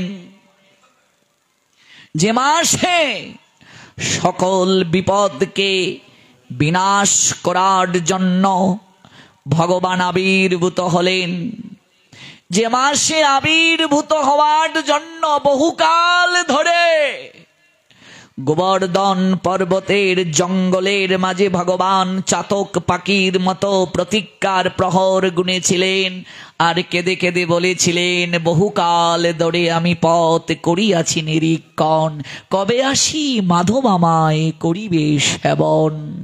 মাধবেন্দ্রপুরীর জন্য অপেক্ষা করেছিলেন, রোদে পুড়ে বৃষ্টিতে ভিজে আমাকে ওই জঙ্গল থেকে উদ্ধার করে আমার এই দেহের তাপ নিবৃত্ত করবে। যে মাস পৃথিবীর সৃজনের প্রথম মাস অক্ষয় তৃতীয়া, যে মাসের এই তিথিতে মানুষ যা করবে চির অক্ষয় থাকবে। পুণ্য করলেও অক্ষয়, পাপ করলেও চির অক্ষয়। এই তো আর কদিন পরে আমরা একদিন অক্ষয় তৃতীয়ার মহিমা শ্রবণ করব। এই বৈশাখ মাস মধুসূদন মাস, বিপদকে হরণ যিনি করেন, ভগবানের যে নামে বিপদ হরণ হয় সেই নাম হচ্ছে মধুসূদন। আপনারা জানেন জটিল ওই মধুসূদন মধুসূদন মধুসূদন ভগবানকে দাদা রূপে গ্রহণ করে ডেকেছিলেন। জঙ্গলের পাশ দিয়ে পাঠশালায় যেতে ভয় পেতেন, ভগবান বালকের রূপ ধারণ করে জটিলকে হাতটা ধরে পাঠশালায় পৌঁছে দিয়েছিলেন। এই বৈশাখ মাস অন্যতম। দ্বিতীয় মাস হলো মাঘ মাস। মাঘ মাসের আগে যে মাস কার্তিক মাস। এই যে বৈশাখ, কার্তিক, মাঘ, এই তিনটি মাস হচ্ছে এক কথায় সহজভাবে বলতে গেলে বিশেষ ডিসকাউন্ট প্রাপ্তির মাস, বোনাস প্রাপ্তির মাস। কার্তিক দামোদর, মাঘ হলো মাধব, বৈশাখ হলো মধুসূদন। বৈশাখ মাসকে বলে মধুসূদন, কার্তিককে বলে দামোদর, মাঘকে বলে মাধব। এই তিন মাস সবচেয়ে গুরুত্বপূর্ণ। এই তিনটি মাসেই সর্বশ্রেষ্ঠ। এক একটা দিক থেকে কার্তিক শ্রেষ্ঠ, এক একটা দিক থেকে শাস্ত্রের আঙ্গিকে বৈশাখ সর্বশ্রেষ্ঠ, কার্তিক থেকেও শ্রেষ্ঠ। আবার এক একটা দিকে বৈশাখ কার্তিক থেকে মাঘ শ্রেষ্ঠ। অর্থাৎ শাস্ত্রের আঙ্গিকে এক একটা দিকে এক একটা মাস, অর্থাৎ এই তিন মাসের মাঝে সর্বশ্রেষ্ঠ। আমাদের আলোচ্য বিষয় আজ বৈশাখ মাসের মহিমা। যে মাসে আমরা চৈতন্য চরিতামৃত থেকে গৌর কথা 7 দিন ব্যাপী শ্রবণের জন্য আজ সংকল্প করব। স্কন্দ পুরাণ আমাদেরকে বৈশাখের মহিমার কথা বলছেন। যারা কোনোদিন 12 মাস আহার শুদ্ধ হতে পারছে না, ভগবানকে আমরা কথা দিয়ে এসেছিলাম মাতৃজঠরে তোমার আইন মেনে চলব, যা আহার করব তোমায় নিবেদন করে আহার করব। গীতায় ভগবান বললেন আমার প্রদত্ত দ্রব্য আমাকে নিবেদন করে না। নিজের ইন্দ্রিয় তর্পণের নিমিত্তে যারা গ্রহণ করে তারা চৌর্যবৃত্তি করে, পাপ গ্রহণ করে। আমরা পারছি না অনেকেই। ভগবানকে অনেকেই চিনি মিশ্রি বাতাসা একটু ফল মূল দিচ্ছি, কখনো মাসের মাঝে 2 দিন একাদশীর পারণের দিন একটু ভোগ লাগাচ্ছি। আবার অনেকেই ভাবেন না পঞ্চব্যঞ্জনের কি দরকার, একটু খিচুড়ি দিয়ে দেই, সময় কম, এমনিতে দিচ্ছি না। আবার 3টা দিন শরীরগত দিক থেকে সংযম আছি, আহার দিক থেকেও সংযম আছি, একটু পরিষ্কার পরিচ্ছন্ন আছি, মনটাও ভালো, একটু ভগবানকে নিবেদন করব। একটু পঞ্চব্যঞ্জন রান্না করতে আর কত সময়, ডাল ভাজি বড়া লাবড়া আরেকটা হলেই তো হয়ে যায়, কিন্তু সেখানেও সময় নেই। একটু খিচুড়ি ডাল চাল একসঙ্গে দিলেই হয়ে যায়। আবার কেউ কেউ আমাদের কাছে এমনও বলে প্রভুজি চিরা দিয়ে ভোগ দিলে হবে, অর্থাৎ খিচুড়িও তিনি দিতে রাজি নন, কিন্তু নিজে 4টি-5টি আইটেম রান্না করে খাচ্ছে। সন্তান বলছে গোপালকে, কেউ গুপু, কেউ গুপু সোনা, কেউ গোপাল সোনা। আহা কত কথা, কিন্তু কি খাওয়াচ্ছে? একটু লাড্ডু, একটু চিনি মিশ্রি বাতাসা আর একটু ফলমূল। আর নিজের পেট থেকে যে গুপু সোনা বের হয়েছে তার জন্য কি আইটেম? 4টা-5টা আইটেম। তাকে যদি 1 সপ্তাহ নয় মাত্র 3টা দিন চিনি মিষ্টি বাতাসা লাড্ডু আর ফলমূল দেয়া হয়, পেট থেকে যে গুপু সোনা বের হলো থাকবে ঘরে? চলে যাবে। আরেক বাড়ি অর্থাৎ কাকির ঘরে, ও কাকি তোমরা কি রান্না করছো, থাকবে না ঘরে। মাকে জানিয়ে দেবে কি ব্যাপার, জন্ম দিয়েছো খাওয়াতে পারো না। এখনকার পুলাপান এরকমই বলে, যদিও উচিত নয় এরকম মা বাবাকে বলা। হ্যাঁ, জন্ম দেওয়ার সময় মনে ছিল না, চারটা কথা আরো শুনিয়ে দেবে। তাহলে ভাবুন, অনুভব করুন, কথা দিয়েছি ভগবানকে, যা আহার গ্রহণ করব, তোমায় নিবেদন করে আহার করব, পারছি না। যারা 12 মাস ভগবানকে নিবেদন করে গ্রহণ করতে অসমর্থ, ভগবানের আইন পালনে অসমর্থ, অপারগ, তারাও যেন ভগবানের কৃপা থেকে বঞ্চিত না হয়। এই জন্য পুরাণ আদি বলছে অন্তত 3টা মাস তুমি সংযম থাকো, আহার শুদ্ধ হও। বৈশাখ, কার্তিক, মাঘ, এই 3টা মাস তুমি ভগবানকে নিবেদন করে প্রসাদ গ্রহণ করো, তাহলেও তোমার মঙ্গল হবে, শ্রেষ্ঠ কৃপা প্রাপ্তি হবে। স্কন্দ পুরাণ জানালেন, মনে রাখবেন মহাজনের ভাষা, জীব জাগো জীব জাগো গোরাচাঁদ বলে, কত নিদ্রা যাও মায়া পিশাচির কুলে। নিদ্রা থেকে উঠো, জাগো। ভোরবেলা যে গৃহে ঘন্টা বাজে না, কাশি বাজে না, উলুধ্বনি হয় না, আছে কি নেই এমন গৃহ? কারো কারো 10টায় প্রভাত হয় শহরে, কারো কারো 9টায়, কারো কারো 11টায়, কোনো কোনো শহরে 12টায়ও সকাল হয়।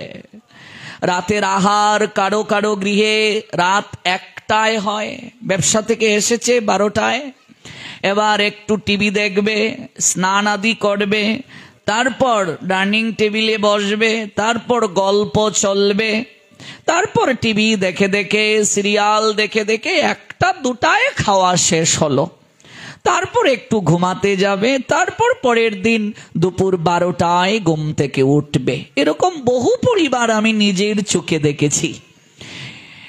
এটা জীবন নয়। মানুষ জীবন এজন্য প্রাপ্ত হইনি আমরা। তোমারে লইতে আমি হইনু অবতার, আমি বিনা বন্ধু আর কে আছে তোমার। গৌরহরি জানালেন, শোনো, এনেছি ঔষধি মায়া নাসিবার লাগি। তুমি যে মায়ায় আবদ্ধ হয়ে আছো, তোমার জন্য ঔষধ নিয়ে এসেছি। ঔষধটা কাশি বাজে না, উলুধ্বনি হয় না, শঙ্খ বাজে না, লক্ষ্মী সেই গৃহে কোনোদিন থাকেন না। অপঘাতে মৃত্যু হয়েছে যাদের, এই তো গতকালকের নিউজ, রাজশাহীগামী ট্রেন, ওই ট্রেনের নিচে বৃদ্ধ এক বাবা ইচ্ছে করে মাথাটা দিয়ে মরতে গিয়েছে, একেবারে মাথার উপর দিয়ে ট্রেনের চাকাটা গিয়েছে, ফিসকিরি দিয়ে রক্ত গিয়েছে, একেবারে ভর্তা হয়ে গেছে। ব্লেন্ডারে দিলে যেরকম হয়, মাথাটা ভর্তা হয়ে গেছে। কিসের কারণে? যন্ত্রণা, সংসারের যন্ত্রণায় ট্রেনের নিচে মাথা দিয়ে মরল। গতকালকের সংবাদ। তাহলে ভাবুন, অনুভব করুন, অপঘাতে যারা মরে, নিজের ইচ্ছাতে যারা এই প্রাণ বিসর্জন দেয়, আমি দুঃখ পাচ্ছি কেন সংসারে? ভাগবত জানালেন, ভগবানের সঙ্গে আমার সম্পর্ক যত দূরে যাবে, সম্পর্ক যত দূরত্ব হবে, আমার তত দুঃখ থাকবে। আমার কষ্ট কেন? আমার প্রারব্ধ কর্ম খারাপ। আমি পূর্বজন্মে আমি এমন কর্ম করেছি যে কর্ম শাস্ত্রের বিধি অনুযায়ী ছিল না, যে কারণে আমি কষ্ট পাচ্ছি। সেই কষ্ট থেকে পরিত্রাণের জন্য কেউ যদি প্রকৃতির বিধানকে লঙ্ঘন করে নির্ধারিত সময়ের পূর্বে প্রাণটাকে বিসর্জন দেয়, এই আত্মাগুলো কোথাও স্থান পায় না। অপঘাতে যারা মরে, আত্মহত্যা করে যারা মরে, মনে রাখবে তাদের আত্মা কোথাও ঠাঁই পায় না। এমনকি আমাদের শাস্ত্র বলে দিয়েছেন, তাদের কখনো অন্ত্যেষ্টিক্রিয়া পর্যন্ত নাই, আগুনেও তাদেরকে পুরানোর বিধি নাই। জঙ্গলে লাশটা ফেলে দিয়ে আসো, এরকম বিধান আছে।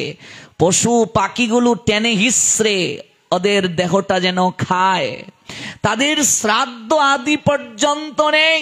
আত্মহত্যায় যারা দেহ রাখে, এমনকি ওদের শ্রাদ্ধে গিয়ে কখনো আহার পর্যন্ত করতে নেই, উচিত নয়। অপঘাতে যারা মারা যায় তাদের কোনো উদ্ধারের পথ নেই। ভাগবত একটা সিদ্ধান্ত দিলেন, যদি কোনো শুদ্ধ ভক্তের শ্রীমুখ থেকে সপ্তাহব্যাপী ভাগবত যজ্ঞ যথাযথভাবে করা যায়, তাহলে সেখানে উদ্ধারের একটা বিধান আছে। কিন্তু সেরকম সদাচারী বক্তা জগতে পাওয়াটাও তো বিরল। এই জন্য অপঘাতে যারা দেহ রাখে, যাদের আত্মা কোথাও স্থান পায় না, সেই সকল আত্মা সেই গৃহে এসে অবস্থান করে। প্রাতকালে সন্ধ্যাকালে যে গৃহে উলুধ্বনি হয় না, শঙ্খ বাজে না, কাশি বাজে না, আরতি কীর্তন হয় না, সেই গৃহে এসে অবস্থান করে। যারা 12 মাস আরতি করে না, মঙ্গল আরতি মনে রাখবে মায়েরা, প্রত্যেক গৃহীর আরতি গৃহে করতেই হবে। মঙ্গল আরতি মানে গৃহের মঙ্গল। আরতি কাকে বলে?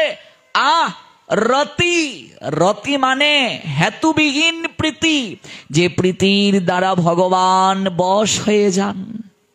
গোপীদের একমাত্র রতি আছে, আর জগতে যত রতি, সকল রতির মাঝে কামনা। কামনা যে প্রীতির মাঝে আছে তাকে রতি বলে না। একমাত্র গোপীদের যে প্রীতি, সে প্রীতির মাঝে কামনা নাই। আরতি আত্মনিবেদন, ভগবানের চরণে নিবেদন হয়। প্রত্যেকটা আরতির যে সামগ্রী, তার আলাদা আলাদা ব্যাখ্যা আছে। পঞ্চ প্রদীপে ধরি কর্পূরবাতি, ললিতা সুন্দরী করে যুগল আরতি। ভক্তিবিনোদ ঠাকুর বললেন, ললিতা সুন্দরী আরতি আদি যখন করবেন, মস্তক ঢেকে আরতি করবেন। ভগবানকে ভোগ নিবেদন করবেন, মস্তক ঢেকে ভোগ নিবেদন করবেন। গুরু বৈষ্ণব ভগবানকে প্রণাম দেবেন, মস্তক ঢেকে প্রণাম নিবেদন করবেন। কল্যাণজনক কোনো কার্য করবেন, মস্তক ঢাকবেন। বাকি সময়ে আপনি মস্তকে কাপড় নাও দিতে পারেন। মস্তকে কাপড় দিয়ে তো সব সময় কাজ করতে পারবেন না, কিন্তু মাঙ্গলিক কার্যে সেটি করতে হবে। আর যিনি আরতি করছেন তিনি কে? ললিতা সুন্দরী। ভজনটা সখী আনুগত্যে। নরোত্তম দাস ঠাকুর জানালেন, ললিতা বিশাখা আদি যত সখী বৃন্দ, আজ্ঞায় করিব সেবা চরণারবিন্দ। সখী আনুগত্য। যুগল ভজনটা গুরুদেব আপনাকে সেই আনুগত্য দেবেন, কার আনুগত্যে আপনি ভজন করবেন। এই আনুগত্য ছাড়া ভজন হবে না। পঞ্চপ্রদীপের ব্যাখ্যা আমরা জেনেছি নরসিংহজীয় রায়। পঞ্চপ্রদীপ মানে 5টা জ্ঞানেন্দ্রিয়ের প্রতীক। আজ আমরা জানব পঞ্চপ্রদীপের যে সলিতা, তার মাঝে কর্পূর কেন দেয়া হয়। প্রশ্ন আসতে পারে কিনা? আমার মনে হয় এই তত্ত্ব আমরা অনেকেই জানি না। কর্পূর দিতে হয় বলেই দিচ্ছি, কিন্তু কেন দেব? আমার পাটির বৈশিষ্ট্যটাই হচ্ছে এটা। কেন করব? তত্ত্ব কি? তত্ত্ব না জানলে হবে না। আপনি অগ্নি প্রজ্বলিত করলেন যজ্ঞে, আগুনটা জ্বলছে, কর্পূরের যখন আপনি ছিটা দেবেন, ধাউ ধাউ করে জ্বলছে কিনা? নিশ্চয়ই। কর্পূরটা কিসের প্রতীক?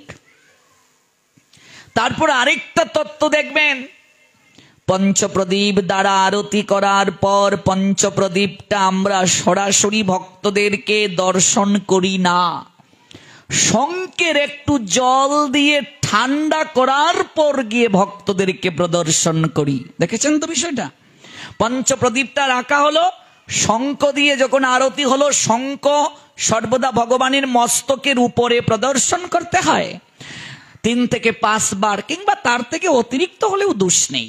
আপনি যখন প্রদর্শন করলেন, তারপর শঙ্কের একটু জল আপনি পঞ্চপ্রদীপের উপরে দিয়ে সুশীতল করে নিলেন, তারপর ভক্তদেরকে দর্শন করাতে হবে। যদি জ্যেষ্ঠ ভক্ত থাকেন তাকে প্রথম দেখাতে হবে, সম্মানিত কেউ থাকলে গুরুবর্গের মাঝে তাকে প্রথম, তারপর বাকিদেরকে, কনিষ্ঠদেরকে দর্শন করাতে হবে। জ্যেষ্ঠকে অবমাননা করে সর্বপ্রথম পঞ্চপ্রদীপ যদি কোনো কনিষ্ঠ ভক্তকে দর্শন করানো হয়, সেটিও মর্যাদা লঙ্ঘন। আর মনে রাখবে, মর্যাদা প্রদান হয় বৈষ্ণবের ভূষণ, মর্যাদা লঙ্ঘিলে হয় নরকে গমন।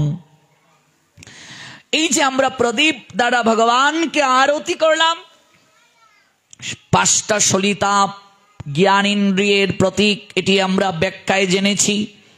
এবং মূলত আরতি করা আমাদের অন্ধকার হৃদয় প্রকোষ্ঠকে আলোকিত করার জন্য, সেটিও আমরা আলোচনায় জেনেছি। এবার সেই সলিতার মাঝে কর্পূর দেয়া হয়। মনে রাখবেন, জ্ঞান যদি কেউ অতিরিক্ত লাভ করে, কেবল জ্ঞান দ্বারা ভগবান প্রাপ্ত হওয়া যায় না। জ্ঞান যখন লাভ করা হয় তখন চিত্তের মাঝে আপনা থেকে অহংকার চলে আসে। শকুনির মতো জ্ঞানী জগতে খুব কম সংখ্যক লোকই আছে এবং ভবিষ্যতে আসবে। শকুনির জ্ঞান কখনো শেষ রক্ষা কৌরবদের করতে পারল না। শকুনির কূটনৈতিক কৌশল জ্ঞান জয়ী করতে পারল না দুর্যোধনকে, কারণ সেই জ্ঞানের মাঝে ভক্তি ছিল না, প্রেম মাখানো ছিল না। এই জন্য পঞ্চপ্রদীপ, 5টা সলিতা জ্ঞান ইন্দ্রিয়ের প্রতীক জ্বলছে, জ্ঞান অগ্নি জ্বলছে, কিন্তু সেই জ্ঞান অগ্নিটাকে আরো ধাউ ধাউ করে প্রজ্বলিত করে দেবে যদি ভক্তিরূপ কর্পূর সেখানে প্রদান করা হয়। কর্পূরটা ভক্তির প্রতীক। এই জন্য দেখবে পরমান্নের মাঝে যখন কর্পূর দেয়া হয়, পায়েসের মাঝে কর্পূর দিলে তখন সুঘ্রাণ বের হয় কি না, আস্বাদন করতে আরো ভালো লাগে কি না। কর্পূর যখন পরমান্নে দেয়া হয়, সুঘ্রাণ প্রবাহিত হয়, স্বাদ বেড়ে যায়। জ্ঞানের মাঝে যখন ভক্তি সঞ্চার করা হয়, তখন তার আচরণে কর্পূরের ন্যায় সদাচারের গন্ধ প্রকাশিত হয়। একজন ভক্তি মিশ্রিত জ্ঞানী ব্যক্তির সঙ্গে কথা বললেই বোঝা যাবে। কর্পূর যেখানেই রাখা হয় না কেন, যখন কৌটার মুখটা খুলে নেবেন, সুঘ্রাণ বের হবে কিনা। বাতাসের সঙ্গে যখন কর্পূরের সম্পর্ক স্থাপন হয়, উড়ে যায় কিনা। আপনি ভক্তি জ্ঞান লাভ করলেন, যদি অহংকার রূপ বাতাসের সংস্পর্শে চলে যান, আপনার ভক্তি জ্ঞান উড়ে চলে যাবে, আপনি জয়ী হতে পারবেন না। কর্পূরটা ভক্তি প্রদান করে, ভক্তির প্রতীক। এবার আপনি প্রদীপ দ্বারা আরতির পর জল দিলেন, জল হলো প্রেম বাড়ি, সুশীতলতা। জ্ঞান লাভ করলেন, ভক্তি লাভ করলেন, তাতেই আপনি ভগবান প্রাপ্ত হবেন না যদি সেই জ্ঞান আর ভক্তির সঙ্গে প্রেম না থাকে। গৌর প্রেমানন্দে বিনা প্রেম সে নাহি মিলে নন্দলালা। এই জন্য প্রেম বাড়ি বর্ষণ প্রয়োজন। জনক ঋষি রাজা হয়েও ঋষি রাজর্ষি, তার রাজ্যে অনাবৃষ্টি, চারিদিকে হাহাকার। নারদের পরামর্শে নিজের হাতে লাঙ্গল নিয়ে যখন ভূমি কর্ষণ করছেন, সঙ্গে সঙ্গে ভক্তি দেবী জানকী আবির্ভূত হলেন।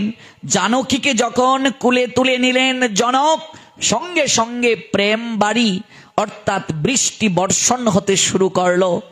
এই জন্য প্রেম বাড়ি হলো পঞ্চপ্রদীপ দ্বারা আরতির পর শঙ্কের জল তার মাঝে দেয়া, এটি হলো প্রেমের জল।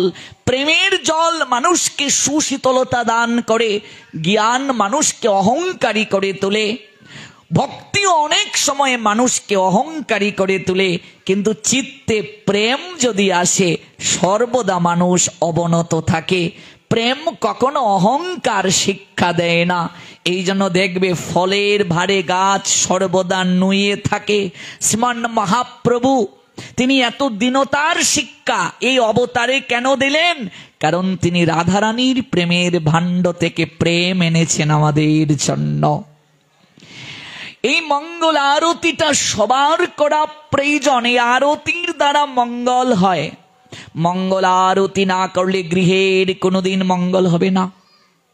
যারা 12 মাস পারছে না, অসমর্থ, অপারগ, অন্তত তারা যেন এই 3টা মাস ঘুম থেকে উঠে স্নান সেরে মঙ্গল আরতি করে। স্কন্দ পুরাণ বলছেন, ভালো করে জেনে যান, বৈশাখ মাসে যত তীর্থ রয়েছে এই সারা জগতে, স্কন্দ পুরাণ থেকে বলছি, যত তীর্থ রয়েছে সারা জগতে, সকল তীর্থ রাত 3টা থেকে সকাল 6টা পর্যন্ত 1 মাস জলের মাঝে এসে আবির্ভূত হয়। রাত 3টা থেকে সকাল 6টা পর্যন্ত জলের মাঝে এসে জগতে যত তীর্থ রয়েছে সকল তীর্থ আবির্ভূত হয়। এই বৈশাখ মাসে যারা রাত 3টা থেকে সকাল 6টার ভিতরে স্নান করবে, সকল তীর্থে স্নান করার ফল লাভ করবে।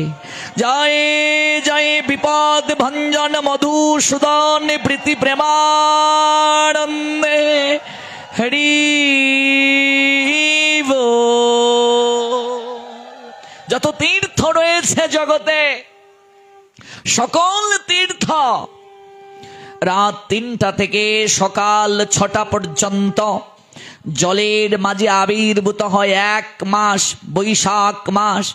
যারা এই রাত 3টা থেকে সকাল 6টার ভিতরে বৈশাখ মাসে স্নান করবে না, সকল তীর্থগণ 6টা 1 মিনিটে ওই জল থেকে যখন প্রস্থান গ্রহণ করবে তাদেরকে অভিসম্পাত দিয়ে যাবে, তোরা মায়ামোহে থাক, আরো নিদ্রায় কাতর থাক, আর অনন্ত জনম বিষয়ে বিষ্টাকুব সংসারে পছে মর। ওরা অভিশাপ দিয়ে যায়। এই রাত 3টা থেকে সকাল 6টার ভেতরে বৈশাখ মাসে যারা স্নান করবে সকল তীর্থে স্নান করার কৃপা প্রাপ্ত হবে। বিশেষ করে দক্ষিণবঙ্গে যাবেন, এমন কোনো গৃহ বাকি নাই যে গৃহ এই বৈশাখ মাস পালন করে না। আমি যখন বরিশাল বিভাগে গিয়েছি, প্রত্যেক ঘরে ঘরে বৈশাখ মাস পালন করে। খুলনা বিভাগে প্রত্যেক ঘরে ঘরে বৈশাখ মাস পালন করে। প্রত্যেক ঘরে ঘরে মঙ্গল আরতি, কেউ কেউ অভিসন্ন পর্যন্ত গ্রহণ করে বৈশাখ মাসে এই দক্ষিণবঙ্গে ভক্তগণ। তাছাড়া আমাদের ধামগুলোতে তো সাধুগণ করে নেই, তাদের কথা তো আলাদা। আমি কেবল ব্রাহ্ম মুহূর্তে প্রাত স্নান করব যদি চিত্তে এই বাসনাটা পর্যন্ত বৈশাখ মাসে কেউ লালন করে, সেও মনে রাখবে সহস্র অশ্বমেধ যজ্ঞ করার কৃপা লাভ করে। অন্য যুগে একটা অশ্বকে কি করা হতো, রাজ্যে ছেড়ে দেয়া হতো। যে রাজা অশ্বকে ধরতো তার সঙ্গে যুদ্ধ হতো। এইভাবে জয়ী হয়ে চক্রবর্তী সম্রাট যজ্ঞ করতেন অশ্বকে আহুতি দিয়ে। এত কৃপা এই যজ্ঞের অন্যান্য সময়ে ছিল। বিশেষ করে আমরা দাপর যুগেও দেখতে পাই, ত্রেতাতেও দেখতে পাই।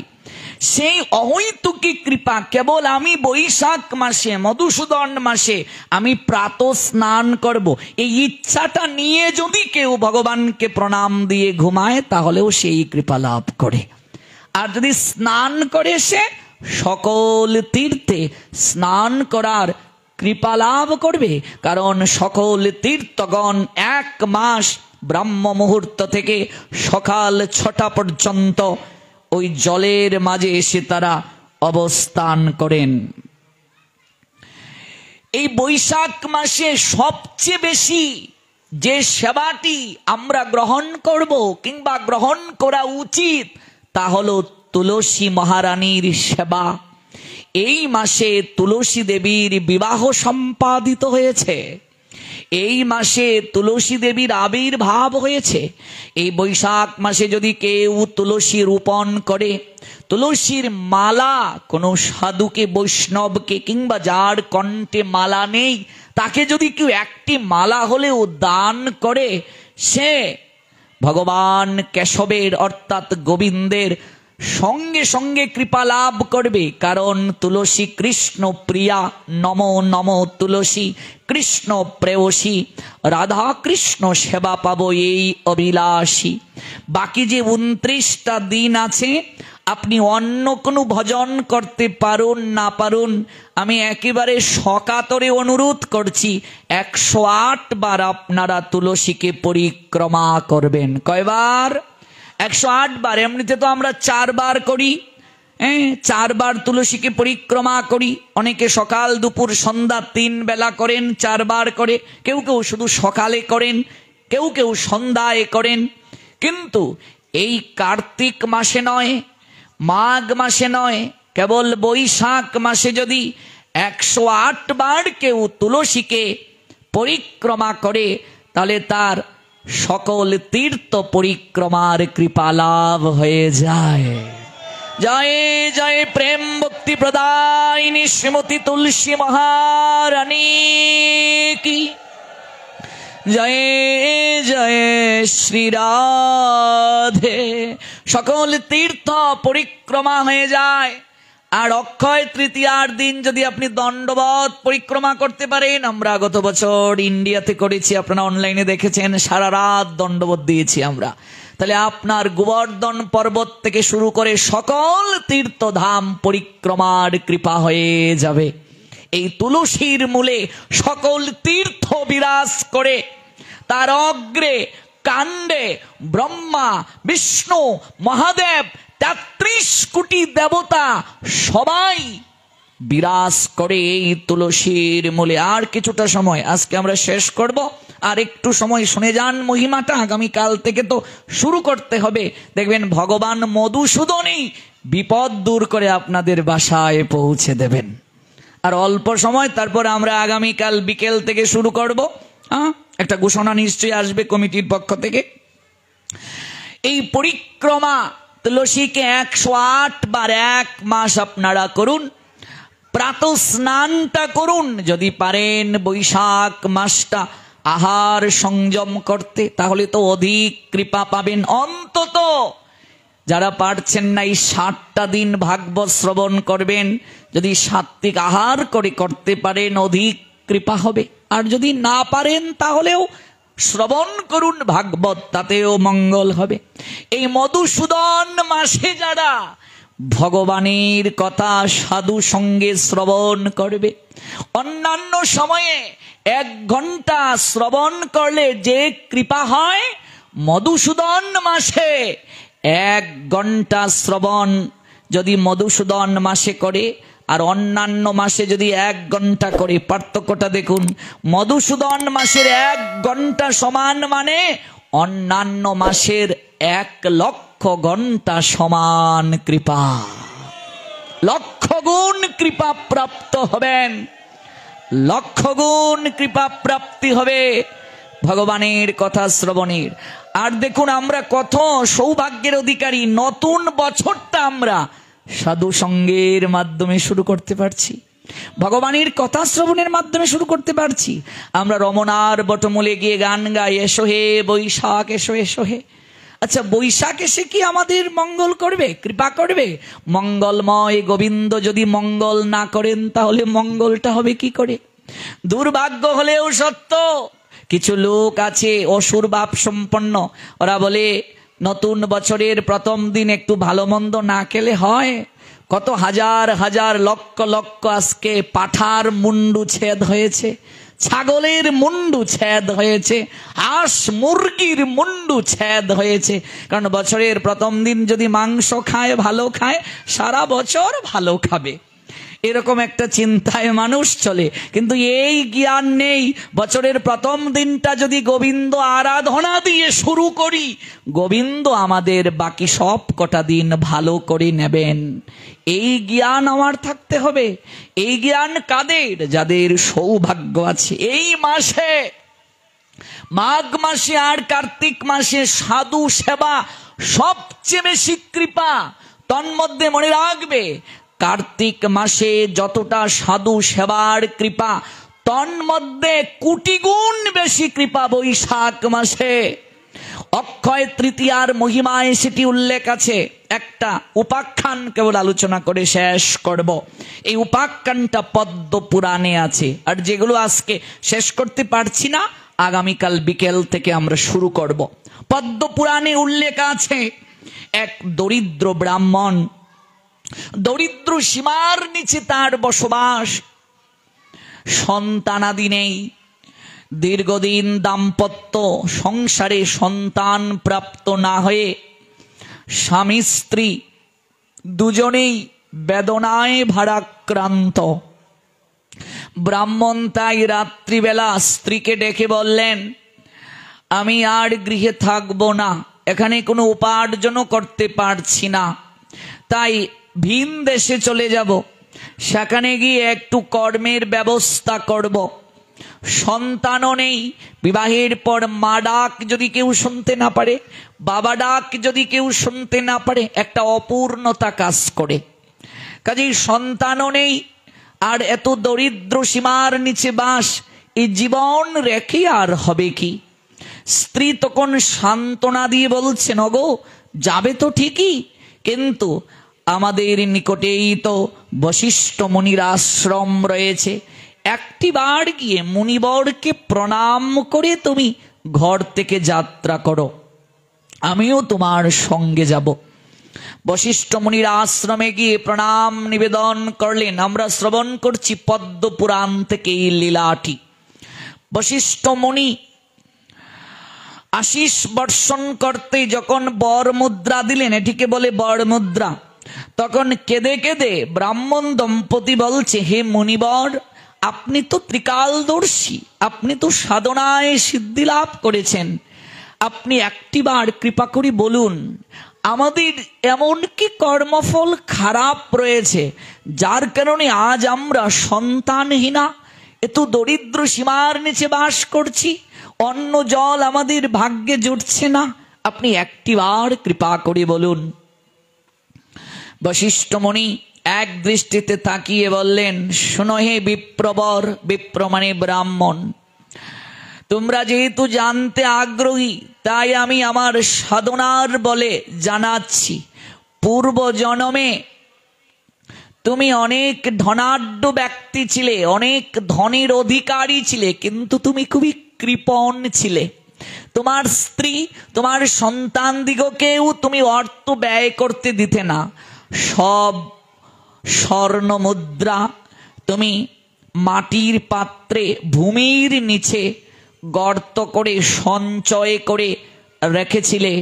জীবনে কখনো ভগবানের জন্য তুমি কোনো অর্থ ব্যয় করনি, সাধু সেবায় অর্থ ব্যয় করনি, এমনকি নিজের পরিবারের ভরণ পোষণের জন্যও তুমি অর্থ ব্যয় করতে কুণ্ঠিত হতে। নিজে বস্ত্র কর্তন হয়ে গেলেও, ছিঁড়ে গেলেও তুমি বস্ত্র ত্যাগ করতে না, এতটাই তুমি কৃপণ ছিলে। তুমি কেবল জীবনে বৈশাখ মাসে, তোমার সারা জীবনে বৈশাখ মাসে তুমি এক শুদ্ধ ব্রাহ্মণকে, আচারশীল ব্রাহ্মণকে তুমি অন্নদান করেছিলে, একজন সাধুকে তুমি অন্নদান করেছিলে। সেই কৃপায় তুমি ব্রাহ্মণ কুলে জন্ম নিয়েছ, উচ্চ কুলে জন্ম নিয়েছ। আর তুমি যখন মারা গেলে, সেই অর্থের সন্ধান তুমি যেহেতু কাউকে দিয়ে যাও নাই, ওই অর্থ মাটির নিচেই রইল, তোমার পরিবারও ভোগ করতে পারে নাই। আজ তুমি দরিদ্র হয়ে জন্ম নিয়েছ, ভগবান অর্থ দান করেন, নিজের যতটা পোষণ প্রয়োজন ততটা করে, তার একটা দায়বদ্ধতা থাকে সমাজের প্রতি, সাধু সেবা ভগবানের সেবা, পঞ্চঋণ নিয়ে মানুষ জন্মগ্রহণ করে। এইগুলো তাকে প্রতিপালন করতে হয়। যদি কেউ সে অর্থ ব্যয় না করে, ধীরে ধীরে সে গরিব হয়ে যায়। যার কারণে তুমি এই জন্মে সন্তানহীনা, তুমি সন্তান দিগকেও ভরণ পোষণ দাও নাই, অর্থ সঞ্চয় করেছো, কৃপণ।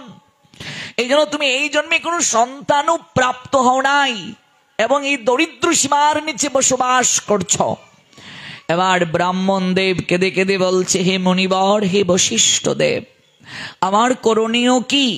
বলছেন, তুমি আমার নিকটে যে সময়ে এসেছো এটি উত্তম মাস, এটিকে মধুসূদন মাস বলা হয়। এই মাসের আর কেবল মাত্র 7 দিন বাকি আছে, 23 দিন গত হয়ে গেছে। তুমি ভিনদেশে গমন করতে চাচ্ছ, অজানা কোনো রাজ্যে মরতে চাচ্ছ। এই দুর্লভ জনম তুমি কেন আত্মহননের দিকে ঠেলে দেবে?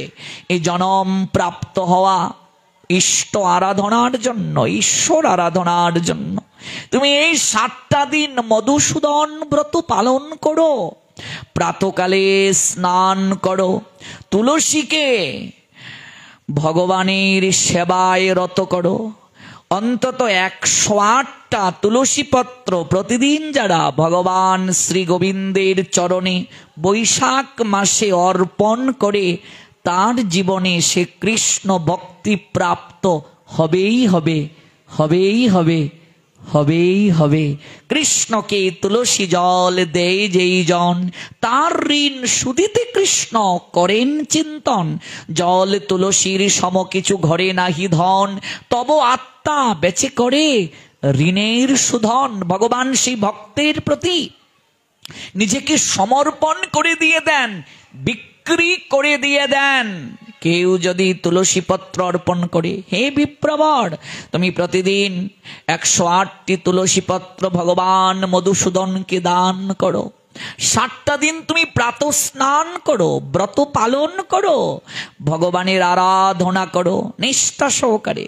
তোমার অপরাধ ভঞ্জন হবে। মহাপাপীও যদি পর্বত সমান পাপ, যে পাপ বহন করা অসাধ্য, চিত্রগুপ্তও যদি ক্লান্ত হন লিখতে লিখতে, সেও যদি মধুসূদন মাসে তুলসীর সেবা করে, তুলসীতে জলের ধারা দেয়। মনে রাখবেন, একটা মাস কিন্তু জলের ধারা দিতে হয় তুলসীতে। একটা মাটির পাত্রের মাঝে ছিদ্র করে আপনি তুলু কিংবা সলিতা প্রবেশ করিয়ে 2টো কঞ্চি দিয়ে তুলসীর উপরে আপনি রেখে দেবেন। সূর্য উদয়ের পর আপনি জল দেবেন, আর সূর্য অস্তের পূর্ব পর্যন্ত সেই জল 1 ফোঁটা 1 ফোঁটা করে তুলসীর উপরে পড়বে। আর সূর্য অস্ত যাওয়ার পর সেই পাত্রে যদি জল থাকে, জলটা নিষ্কাশন করে দেবেন। পরের দিন আবার জলের ধারা দেবেন। এই ব্রত তুমি পালন করো। সেই বিপ্রবর 7 দিন ব্রত পালন করে সন্তান প্রাপ্ত হলো। নিতাই গৌর সীতানাথ প্রীতি প্রেমানন্দে হরি বল। জয় জয় শ্রী রাধে। আমরা যারা আজ এসেছি, আজ আমরা তুলসী মহারানী ভগবান শ্রী মধুসূদনের কাছে আমরা প্রণাম দিয়ে প্রার্থনা জানিয়ে যাব, যেন বাকি 6টা দিন আমরা নির্ধারিত সময়ে আমরা এসে ভগবানের কথা শুনতে পারি। এই সুযোগটা যেহেতু আমরা পেয়েছি, মিস করবেন না ও মায়েরা। এই সুযোগ সব সময় হয় না। 7টা দিন চেষ্টা করুন। মানুষ কত দূর দূরান্তে গিয়ে হরি কথা শুনে, শহর থেকে কিন্তু বেশি দূর নয়। ইচ্ছা শক্তিটা প্রগাঢ় করুন, ভগবান দেখবেন, ব্যবস্থা করবেন। আপনি আসতে চাইবেন, কলিও কিন্তু পিছনে লেগে থাকবে আপনাকে বঞ্চিত করার জন্য। কাজেই সাবধান, ভগবানের বিপাক্ষিক শক্তি থাকে আপনাকে সাধু সঙ্গ থেকে বঞ্চিত করতে। আপনার ইচ্ছা শক্তি যদি সুদৃঢ় থাকে, ভগবান মধুসূদন জটিলের মতো স্বয়ং আপনাকে নিয়ে আসবে আশ্রয় কেন্দ্রে। হরে কৃষ্ণ হরে কৃষ্ণ কৃষ্ণ কৃষ্ণ হরে হরে, হরে রাম হরে রাম রাম রাম হরে হরে, হরে কৃষ্ণ। ভিডিওটি আপনার ভালো লাগলে লাইক, কমেন্ট এবং সাবস্ক্রাইব করুন।